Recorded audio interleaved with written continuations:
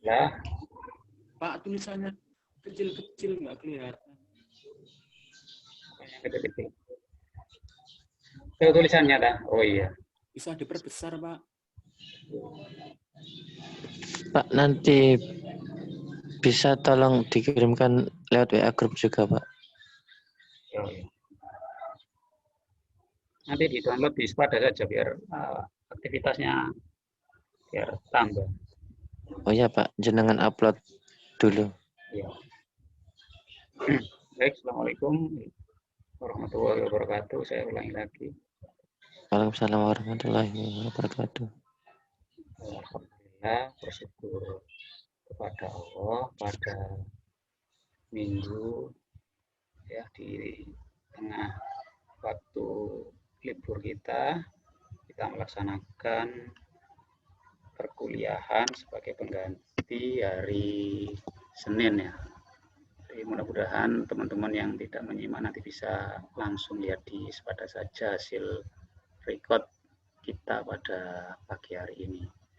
Jadi pertemuan kali ini kita hanya menjelaskan tentang kegiatan praktikum yang insya Allah akan kita laksanakan minggu ini, atau nanti kita untuk jadwalnya kita bisa diskusikan kapan enaknya, karena nanti jangan sampai nanti berbenturan dengan mata kuliah yang lain. Ini soalnya di mata kuliah olahraga air juga ada rencana untuk praktikum, tapi saya belum lihat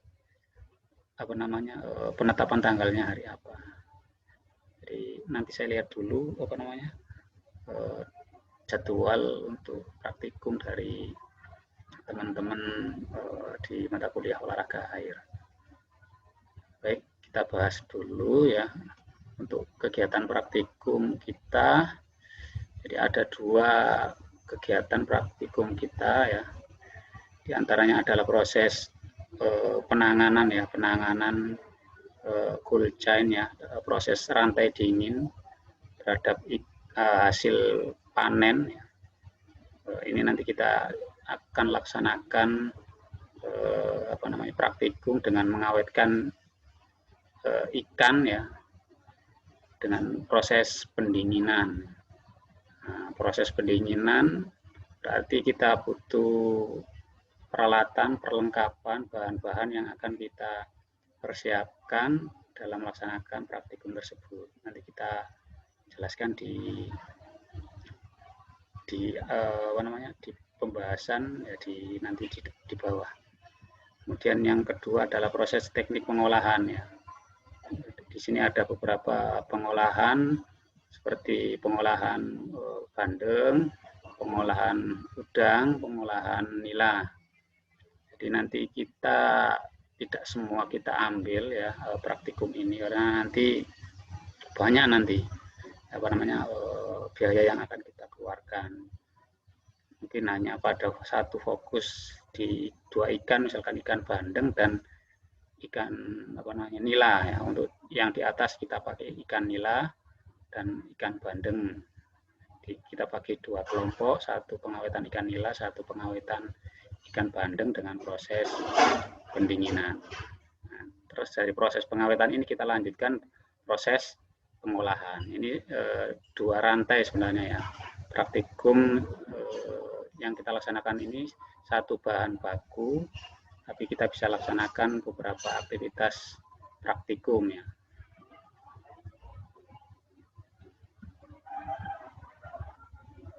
Langsung di metode saja ya. Tujuan dulu ya, langsung ke tujuan.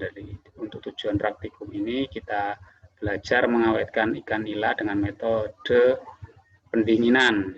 Kita fokus di sini saja dulu. Jadi ini memang praktikumnya idealnya memang seperti ini. Kalau kelompoknya banyak itu kita buat pendinginan, pengeringan, dan penggaraman. Karena kita di kelas sore ini teman-teman jumlahnya tidak terlalu banyak, maka tidak bisa kemudian kita bagi menjadi beberapa kelompok.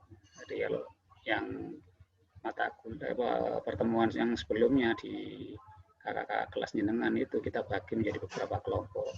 Ada proses pengawetan ikan dengan proses pendinginan kelompok 1, pengeringan kelompok 2, penggaraman kelompok 3. Biasanya seperti itu. Karena kita jumlahnya tidak terlalu banyak, kita hanya masuk di proses pengawetan ikan dengan metode pendinginan saja. Kemudian untuk udang ini tidak kita jalankan, hanya sekedar tahu saja ya. Iya Bu. Yang kita akan laksanakan ya ini nomor 3.3, produk ikan bandeng caput duri. Ya, nanti tentu ini sudah tidak familiar ya, teman-teman sudah banyak yang tahu. Kita nanti perdalam lagi biar bareng-bareng kita belajar.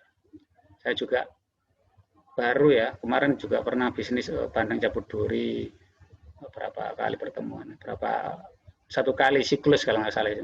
Saya lanjutkan karena energinya cukup besar ya. Saya coba bisnis, saya olah, saya jual ke beberapa wilayah seperti Lamongan, kota, kemudian share ke medsos dan lain sebagainya. Cuma dalam proses produksinya ini masih perlu banyak belajar terkait output yang dihasilkan, terkait rasa ya, penampakan, penampilan ini masih belum bagus ya. Jadi masih ya sama-sama belajar. Nanti kita bisa juga minta bantuan teman-teman yang sudah bisa buat aktivitas proses pencabutan bandeng caput duri. Misalkan kita bisa melibatkan Mbak Anfa'u, Mbak Nihaya, nanti bisa kita belajar bareng-bareng bersama mereka-mereka itu. Nah, untuk metodenya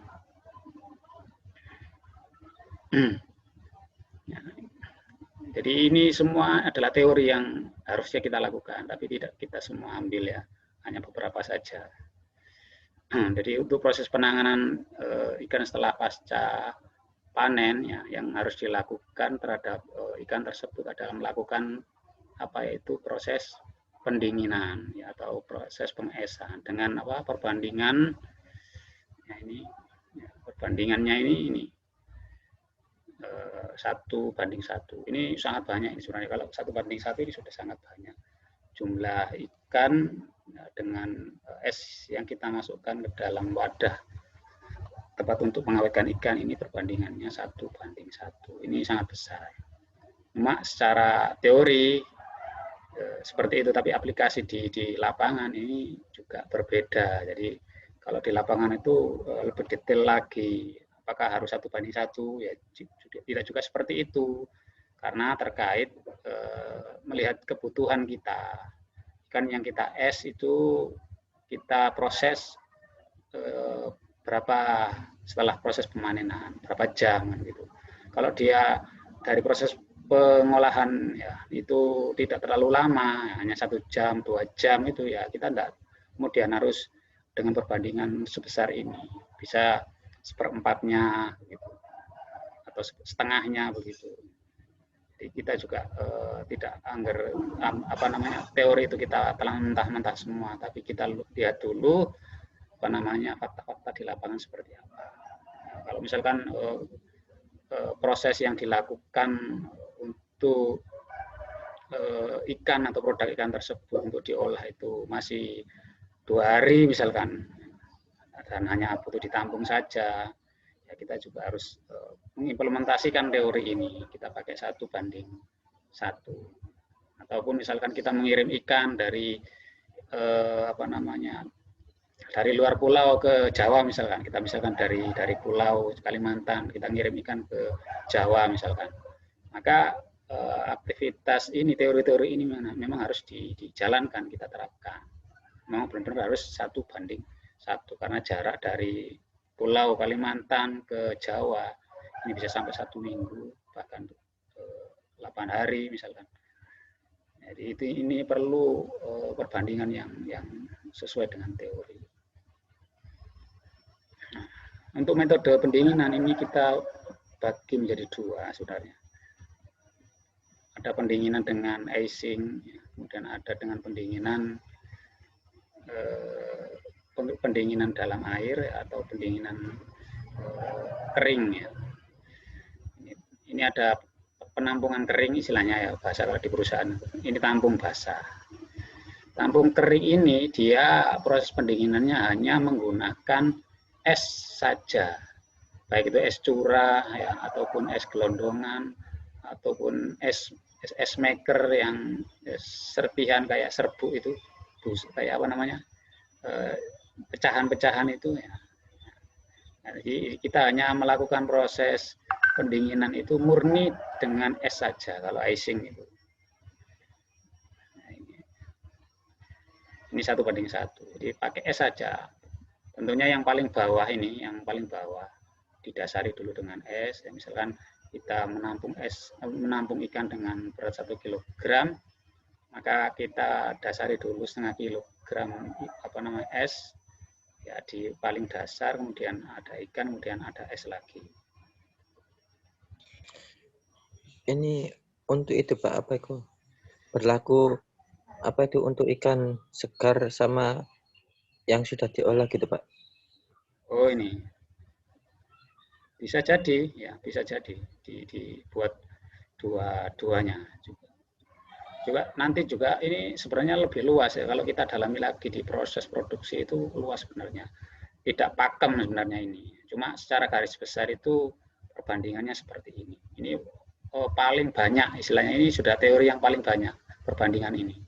1:1 itu paling banyak. Ikan 1 kilo, 1 kilo itu sudah buahnya. Bisa diturunkan lagi tergantung proses kita di dalam proses produksi itu. Langsung diproses ataupun bagaimana kan begitu. Biasanya dari proses pengolahan itu kan panjang tuh ya. Misalkan dari pembelian ya ditimbang, ditampung kan dulu ya, ditampung. Ditampung itu di model seperti ini. Dari tampungan ya kemudian diangkat lagi, dipotong kepala misalnya kalau udang, PK dibelah. Setelah dibelah sesuai dengan kebutuhan ekspor, baik itu GPD, GPUD, atau GPND dan lain sebagainya. Ya, itu tentunya sampai dalam finishingnya itu kan masih lama itu, di cook dulu,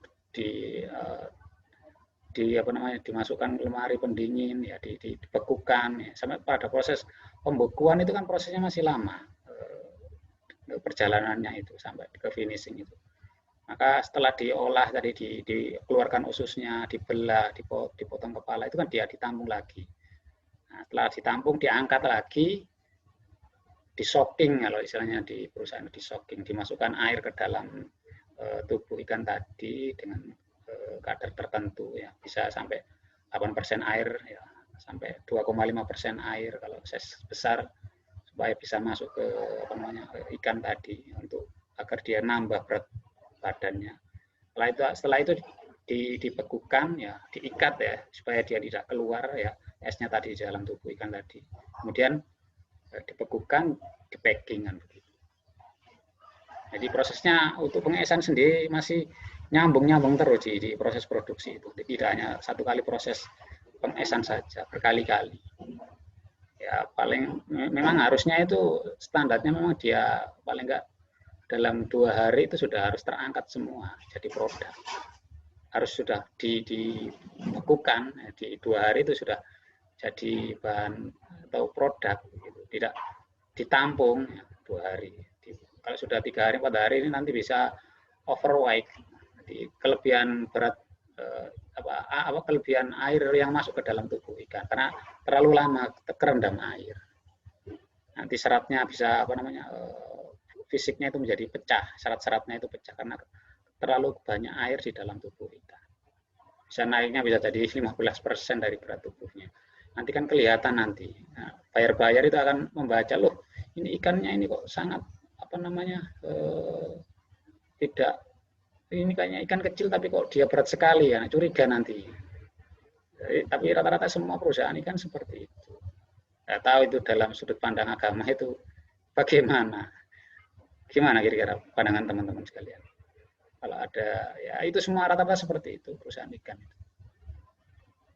Apa istilahnya? Digelonggong ya. Kurang paham sih Pak. Enggak pernah tuh. Ya, istilahnya kan kalau misalkan pada hewan ya sebelum dijual ya, dia semakin berat kan semakin mahal. Jadi sebelum dijual maka biasa kadang yang peternak nakal itu sebelum dijual supaya dia berat kan digelonggong air dulu biar berat ya, dimasukin air ya ke dalam tubuhnya. Di ikan juga seperti itu. Di ikan juga seperti itu. Di gelonggong, istilahnya di soaking kalau bahasanya itu di perusahaan itu di soaking, dimasukin air ke dalam tubuhnya. Dalam artian direndam itu loh. Direndam itu kan dalam jangka waktu yang lama dia kan menyerap air itu, daging itu. Nah, dia kan nambah berat.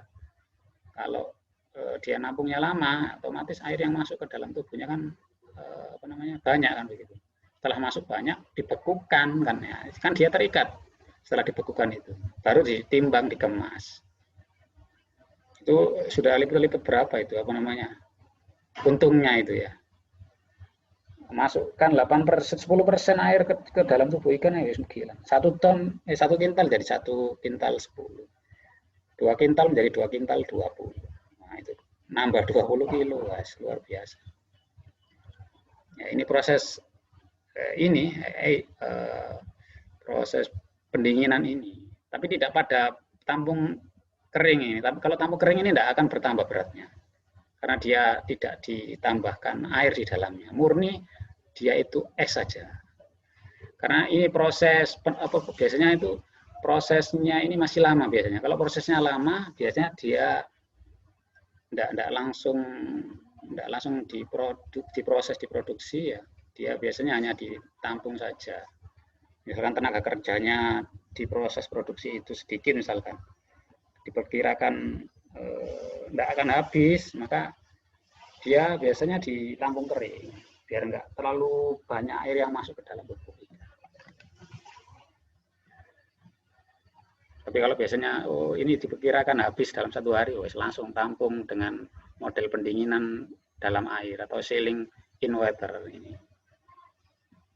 Yang saya ceritakan banyak tadi yang di bawah ini sebenarnya. Saya kecolongan tadi ya ini sebenarnya.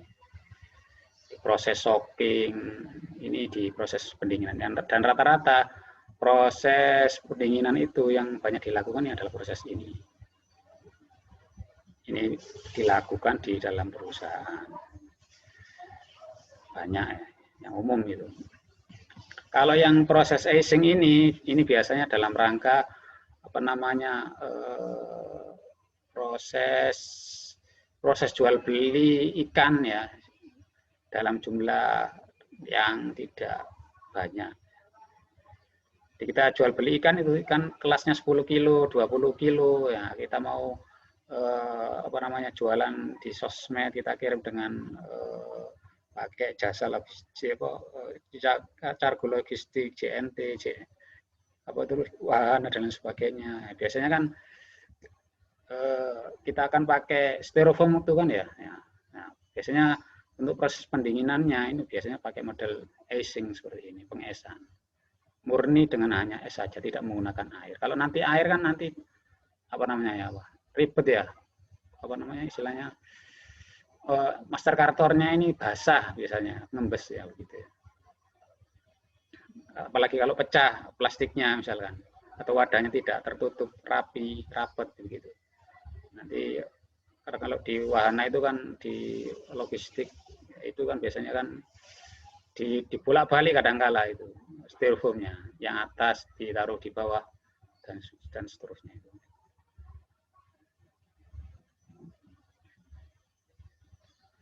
Nah, kita nanti mainnya dicoba di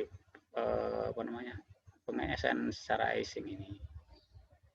Nah, kita butuh styrofoam kan gitu yang ukuran 1 kilo saja atau setengah kilo tergantung berapa ikan yang akan kita awetkan. Setengah kilo insya Allah sudah cukup, jadi tidak terlalu banyak. Cuma nanti bandengnya kita butuh 1 kilo lah, bandeng 1 kilo atau setengah kilo lah nanti. Ya disesuaikan saja nanti dengan styrofoam yang kita beli. Kalau styrofoam yang setengah kilo ada nggak ya?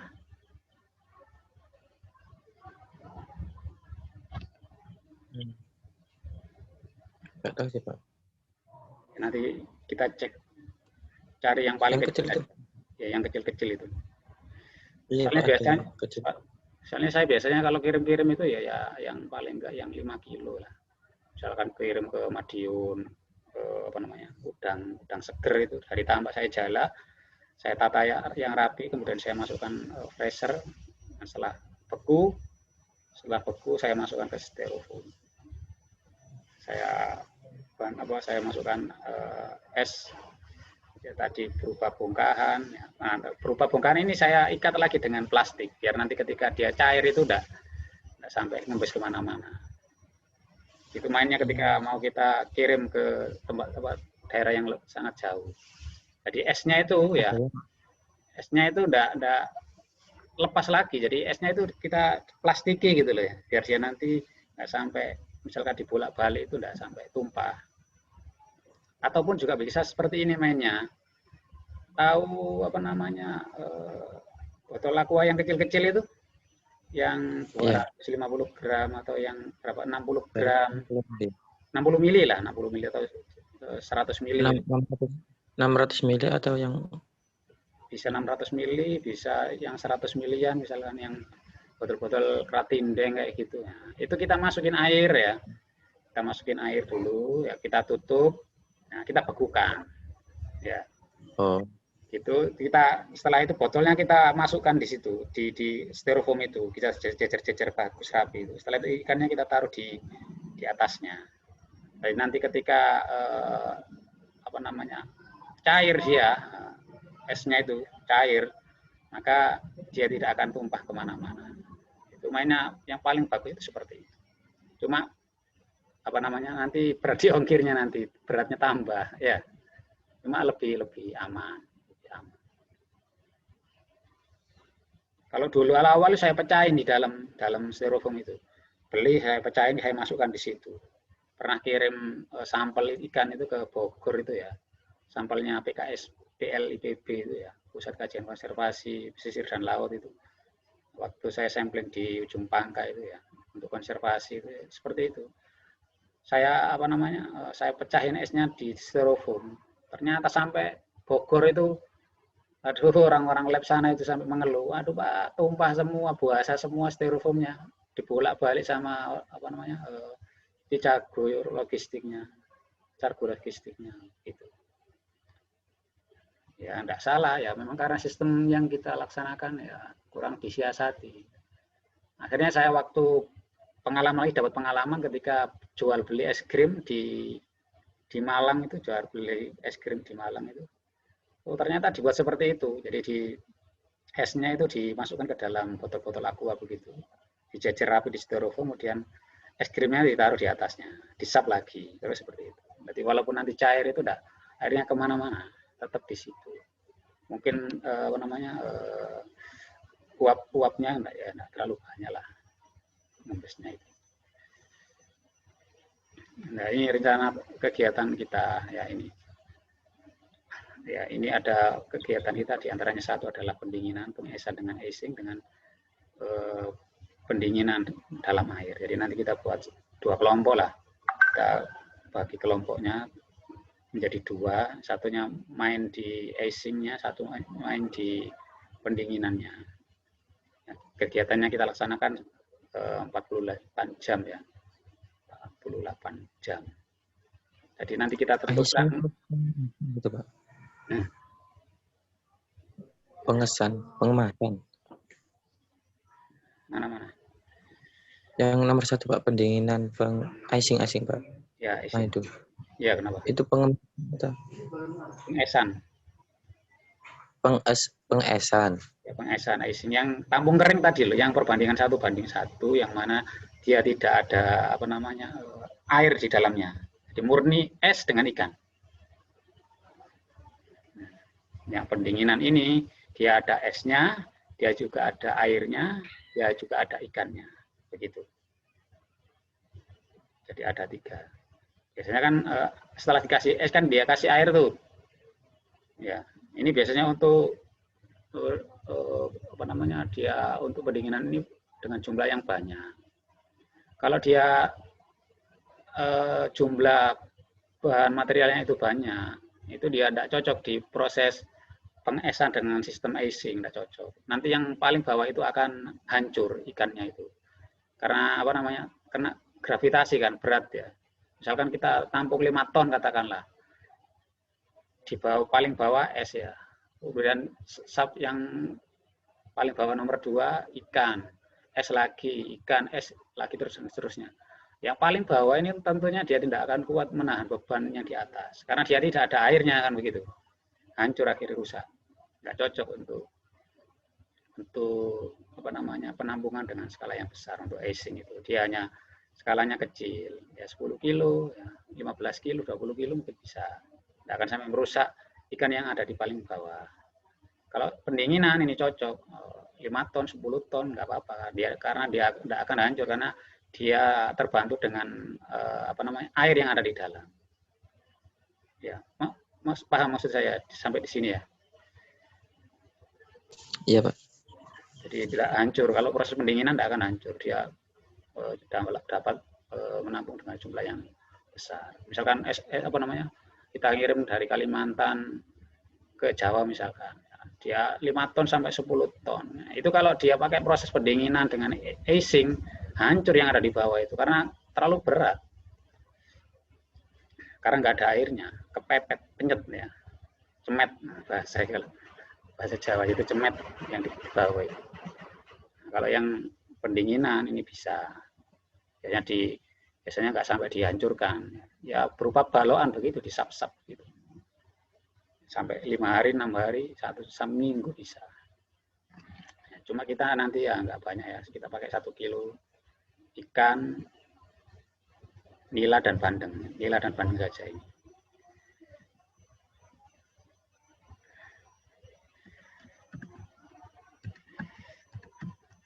Bandengnya 1 kilo, nilainya 1 kilo misalnya. Satu kelompok yang nila, 1 kelompok bandeng.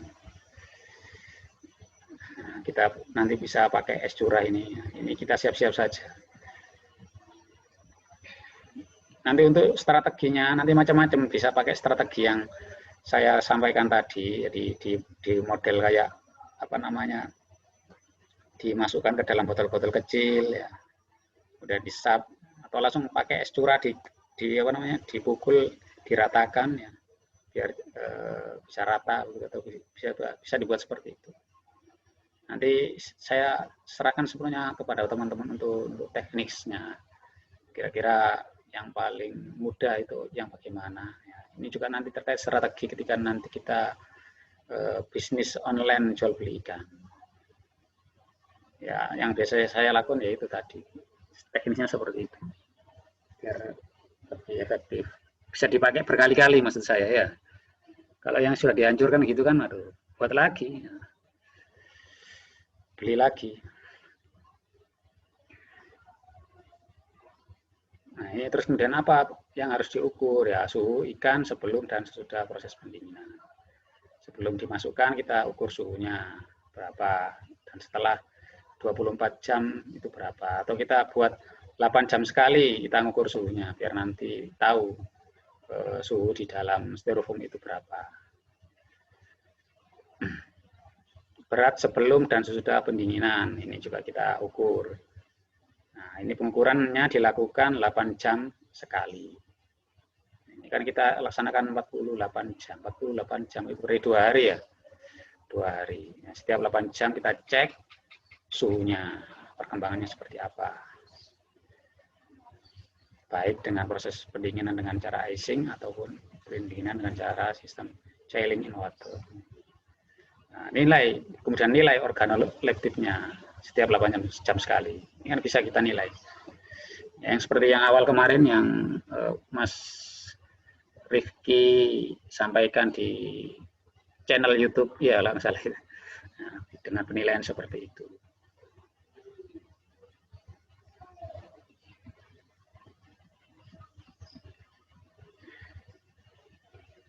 Ini untuk yang pengeringan penggaraman, ini tidak pakai ya. Ini saya buat sepaket sebenarnya, cuma kita pilih-pilih saja. Nah, untuk teman-teman ya, ini kan itu sama kayak pembahasan. Gimana? Yang penggaraman itu loh Pak, itu sama kayak proses yang membuat ikan kresek gitu Pak. Ya. Cuma kita nggak sampai ke sana, nggak usah. Kita fokus di sini saja. nanti lewama. Kalau sebenarnya kalau mau ideal ya banyak dicobain semua biar tahu. Gitu. Karena ya juga Pak, lama, Pak. Itu juga sebenarnya semua itu potensi perikanan, apa namanya, produk-produknya semua itu potensi untuk kita bisa berwirausaha, itu potensinya luar biasa. Ngomong ikan asin saja itu loh potensinya luar biasa. Berapa orang yang kemudian bermain di sini? Jarang. Rata-rata pemainnya juga orang-orang yang sudah tua, umur 50-an lah kalau menurut saya. Umur-umur yang seumur saya saja jarang. Rata-rata umurnya sudah 45 ke atas, 50-an lah yang pemainnya untuk proses bisnis jual beli ikan asin, ikan asap. Rata-rata sekarang itu mainnya di ini, di proses ini ya, nge-Asian icing ini, jual beli ikan segar ya, di media sosial. Ini pemainnya mungkin ya yang masih muda-muda, yang kayak ini ya, apa namanya, penggaraman dan sebagainya, itu rata-rata pemainnya tua-tua. Tapi ini kalau kita bisa main di sini ya, kita juga bisa jual beli ya ikan-ikan asin yang berkualitas. Tinggal kita packaging yang rapi, bagus, menarik, bisa jadi ladang kita. Nah, ini butuh proses ya.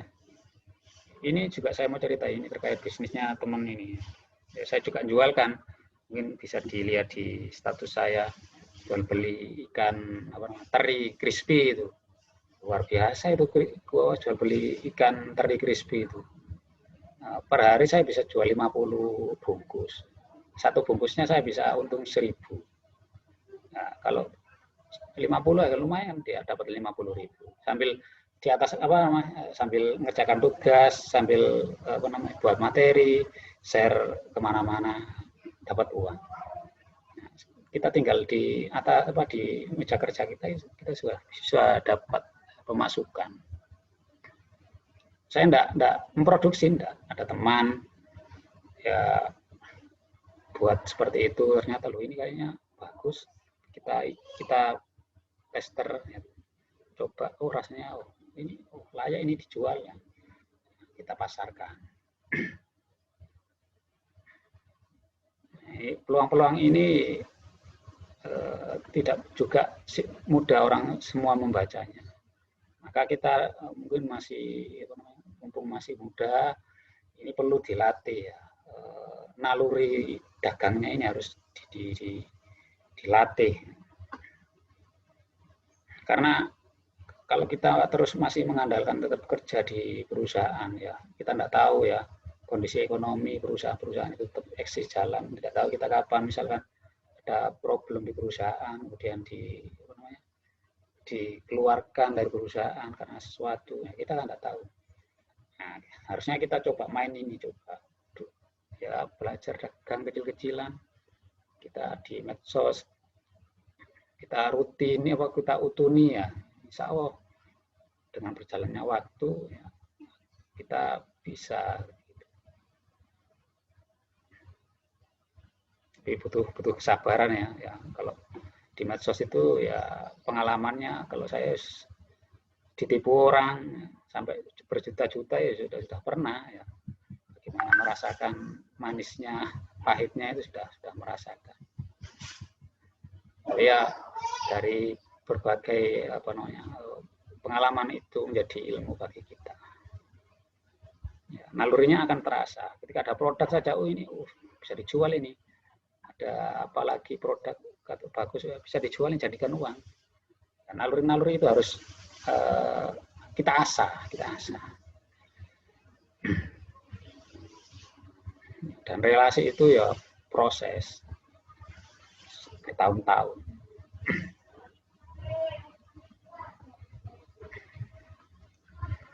Itu ya untuk pokok-pokoknya itu tadi ya.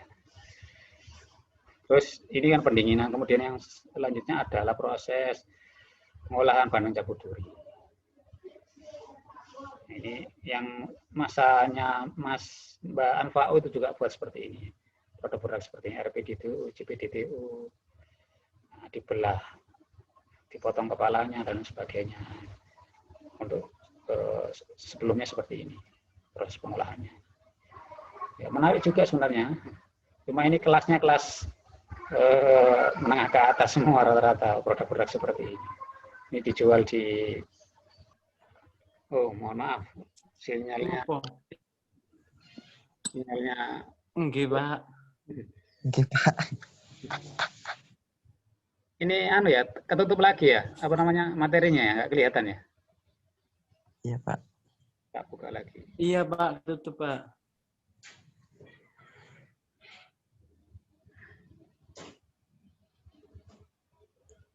Berarti saya nge-record lagi nih.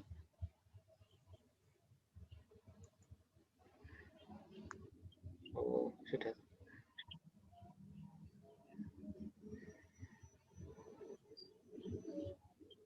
Oh, ini sudah terrekod ya, sudah. Ya. Baik, saya lanjutkan ya. Ini produk-produk yang kemarin semester sebelumnya ya. Buat seperti ini. Ini proses-proses yang ada di perusahaan, udang, di Kelola Mina Laut, di Matsumaya Industri Food, di Domanis ya, buat produk seperti ini.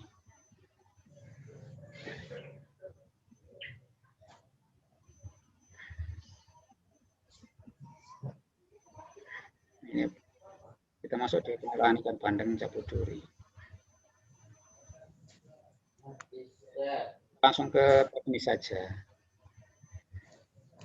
Ya, setelah ikan bandeng yang kita dinginkan ya dengan air es ya tadi ya,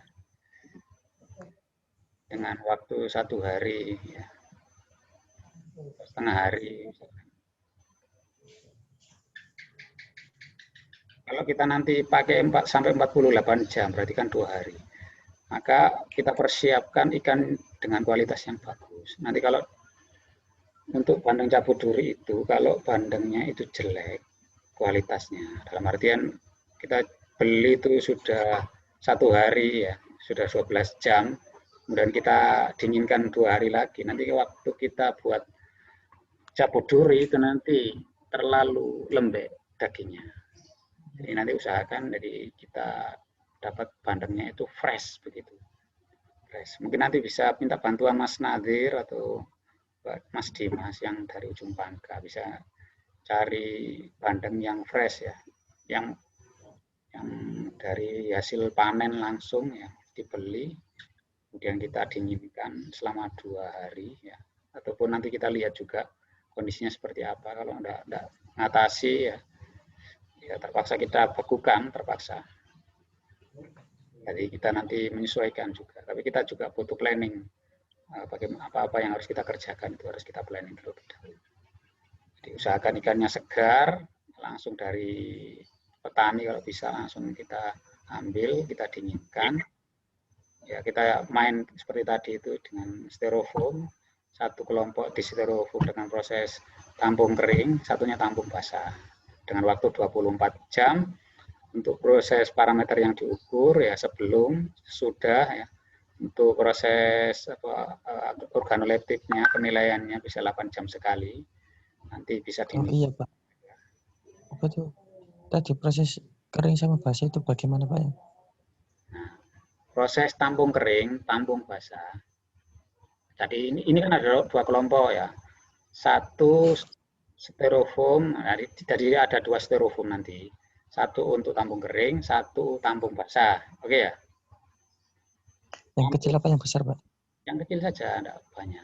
1 kilo cukup. 1 kilo bandeng, 1 kilo nila cukup.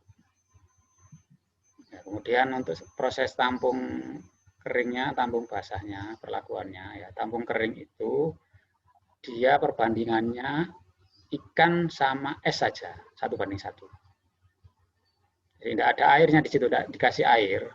Jadi seperti kita jual ikan online itu kan nggak ada kasih air curah, es dingin begitu. Jadi esnya adalah bentuk beku.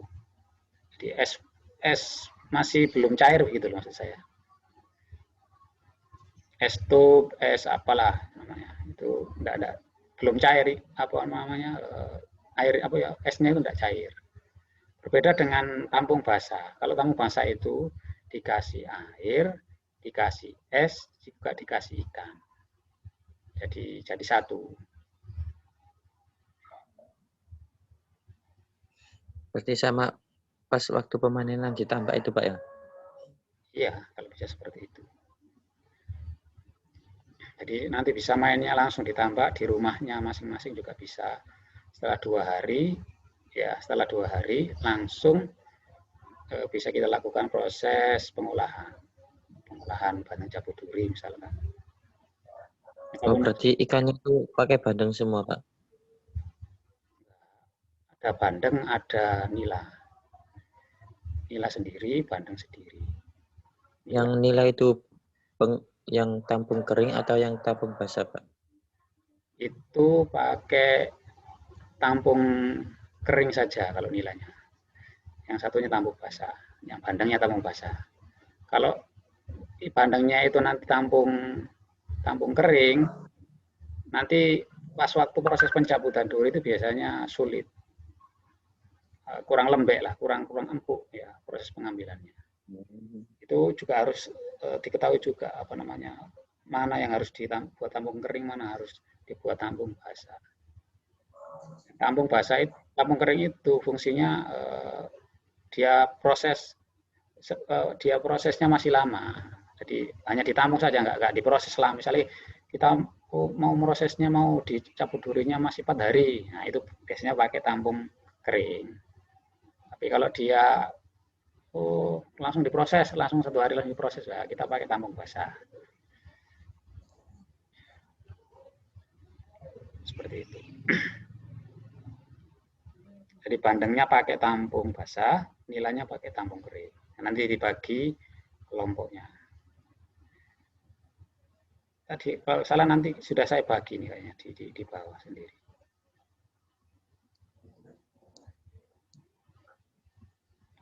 Untuk proses pencabutan durinya seperti ini enggak.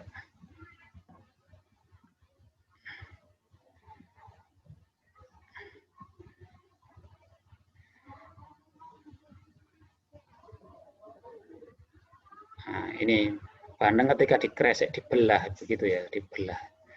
Itu nanti ini kan tidak terlihat ya sebenarnya garis-garisnya di ikan itu tidak terlihat. Durinya kan tidak terlihat. Cuma kita sketsakan seperti ini. Jadi ketika kita belah ikan itu, bandeng itu,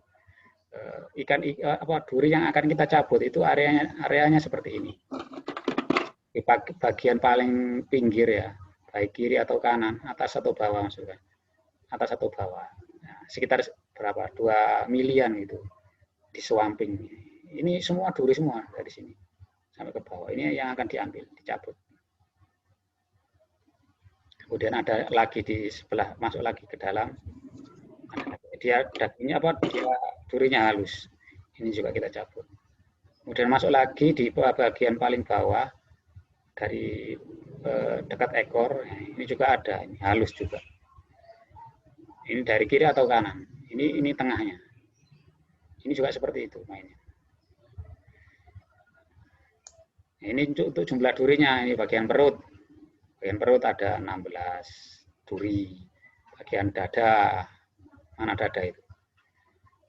Nah, ini nomor ini 2 ini dada. Bagian punggung itu gegeri ya. Punggung 42, banyak ini. Pangkal ekor di sini 12 ekor. 12 duri. Dari kalau di total itu sekitar 166 kalau salah itu duri.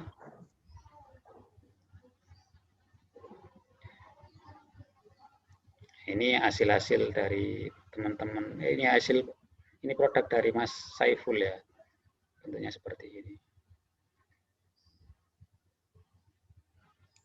Jadi nanti yang kita persiapkan juga yang bandeng.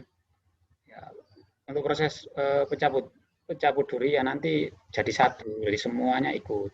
Tapi untuk proses pendinginannya ini sendiri-sendiri kelompoknya. Jadi nanti untuk proses cabut duri ini jadi satu, semua praktikum ini semua. nanti bisa uji organoleptik, siapa yang menilai, nama siapa, nama panelis siapa, umurnya siapa, umurnya berapa, diisi. Nah, ini penilaiannya. Sangat tidak suka, agak suka, sangat suka. Ini nanti bisa di print kan, digoreng. Setelah selesai diolah, digoreng, kemudian bisa diuji ditesterkan. Ke teman sejawat bisa, ke dosen bisa. Ini nanti untuk laporannya, ini nanti setelah Bandeng Cabuduri ini sudah jadi, nah, nanti kan jenengan pakai itu kan apa namanya, stiker ya dari stiker yang bagus itu ya, buat yang paling sederhana saja.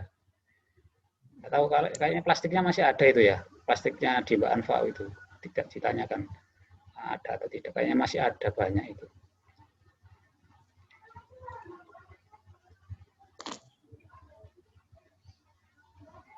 Jadi kita buat stiker, kemudian di print, ya, nanti jadi produk. Ya. Jadi namanya produk, nama teman-teman sekalian, bawa namai. Angkatan 2015 apa gitu, apa angkatan 2019 ya jenengannya? 18, Pak. Ya, angkatan 2018. Batari 2019, 2018 misalkan. Ya, terserah namanya apa nanti untuk produknya.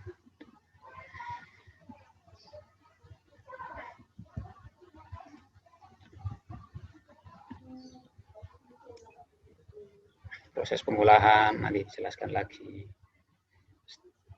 Stiker, dibuat stikernya nanti tempel di sini. Stikernya kan banyak tuh.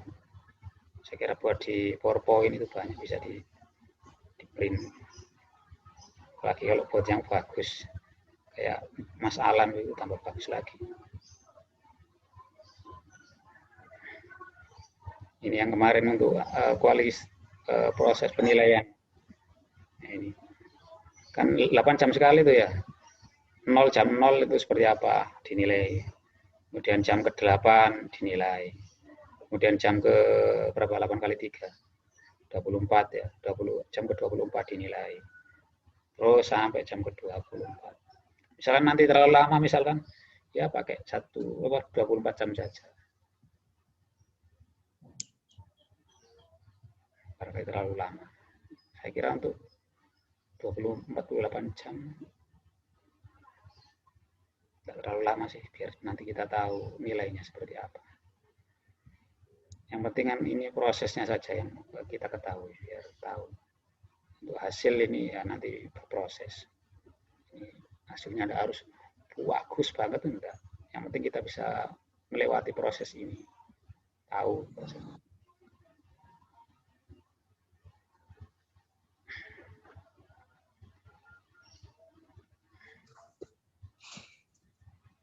Ya ini seperti ini ya.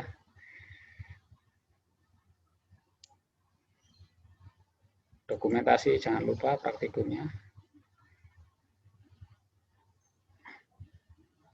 Kalau bisa dibuat ya prosesnya nanti didokumentasikan dan dimasukkan link YouTube biar nambah.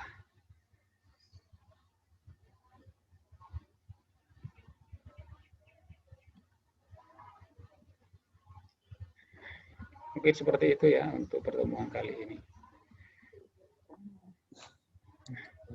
Ini apa perlu saya bagi lagi untuk apa namanya jobnya biar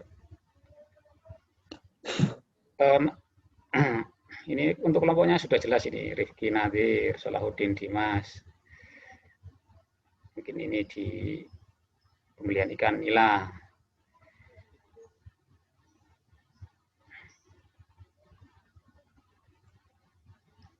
Ikan bandeng misalkan ini.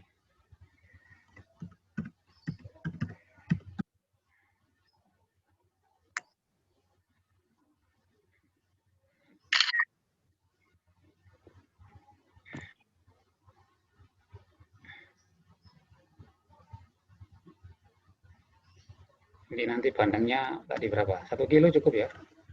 1 kilo untuk 4 orang, satu-satu. Yang isi 4 kan sudah satu-satu ya? Sudah satu-satu ya? Iya, yang isi 4 saja. Tapi semakin besar semakin bagus. Kalau dia ukurannya kecil malah nyari durinya itu lama. Yang paling enak itu ukuran 3, 1 kilo isi 3. Ya, terserah jenengan. Saya tidak mempersulit, yang dibuat mudah saja. 1 kilo isi 4, ya per orang satu.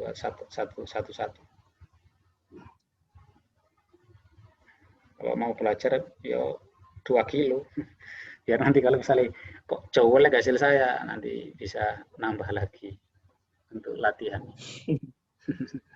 Biasanya itu yang pertama itu tidak karu-karuan hasilnya. Iya, saya itu nyoba berapa kilo kemarin itu. Awal-awal yang saya buat eksperimen itu hancur, tidak karu-karuan. Ya berproses memang. Itu kan bukan teori ya, itu praktek ya. Siapapun ya, siapa saja. Pak Andi, Bu Fariha, siapa saja. Kalau memang tidak pernah ya hasilnya juga seperti itu. Hancur, tidak karu-karuan. Ledeh ya, dagingnya itu. Ya, paling nggak ada pengalaman teman-teman sekalian untuk pernah melakukan ya, pengolahan ikan, dalam hal ini adalah bandeng jabul duri, dan mengetahui proses pendinginan, baik proses pendinginan kering ataupun tampung basah. Baik, ini kita bisa laksanakan secepatnya, jadi tidak harus menunggu hari Minggu misalkan. Kita ketemu bisa sore hari, ya, di mana di lab misalkan, kan bisa. Dan besoknya kita cek lagi. Jadi kapan Pak? Gimana?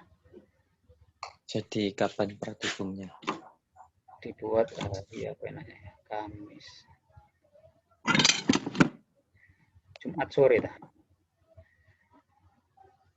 Jumat sore.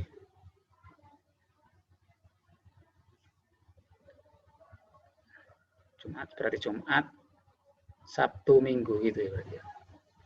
Tapi saya tidak bisa dampingi semuanya, hanya sekilas melihat, ngecek saja. Teman-teman yang jalan sendiri. Jumat, Sabtu, Minggu itu praktikum atau gimana Pak? Jumat kan proses itu pendinginan misalkan. Proses pendinginan. Kalau proses pendinginannya itu dimulai dari teman-teman sendiri gimana Pak? Tidak apa-apa, jadi proses pengolahannya langsung pengolahannya ya, eksekusinya pengolahannya Jumat sore. Bisa. Ya. Bisa. Berarti Rabu itu sudah pendinginan ya? Prosesnya. Ya, sama itu Pak ya, apa itu pengecekan yang 8 jam atau berapa jam sekali itu Pak ya? Suhu. Iya, suhunya itu. Itu pengecekannya itu pakai apa Pak ya? Pakai suhu termometer yang ada di lab ya, yang kayak suhu, pengukur suhu yang buat anak kecil itu, yang apa namanya, termometer itu namanya. Termometer. Ya Pak, nanti saya ya, itu, soalnya itu. Kan nanti kan Rabu juga kan coblosan, terus Kamis juga apa itu cuti yang Pak. Jadi saya apa itu pengukurannya maksudnya di rumah aja Pak ya? Bisa. Proses. Yang penting ada dokumentasinya, jam sekian, laporan ke saya. Yang penting seperti itu. Jadi bisa dipertanggungjawabkan. Yang penting itu aja. Jadi tidak dibuat repot, bisa dilakukan di rumah.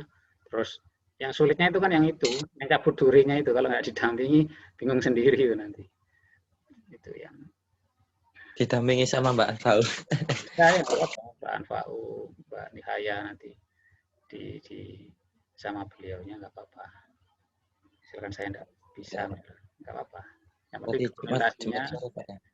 Ya, terus kelihatan aktivitas praktikumnya itu harus terlihat, pakai jas praktikum, sarung tangan, ya, plastik. Nah, itu yang nanti buat laporan ya, dosen ke Kaprodi. Ya, mungkin seperti itu yang bisa saya sampaikan. Nanti akan saya kirim di Spada, saya tempel. Baik teman-teman sekalian, terima kasih atas waktunya di waktu-waktu jenengan liburan, kalau misalkan libur, tapi tetap bisa hadir di mata kuliah manajemen pasca panen. Mudah-mudahan bermanfaat. Dan saya tutup dengan bacaan hamdalah. Alhamdulillahirrahmanirrahim. Kita tutup dengan doa kafaratul majlis. Subhanakallahumma wa bihamdika asyhadu alla ilaha illa anta astaghfiruka wa atubu ilaik. Assalamualaikum warahmatullahi wabarakatuh.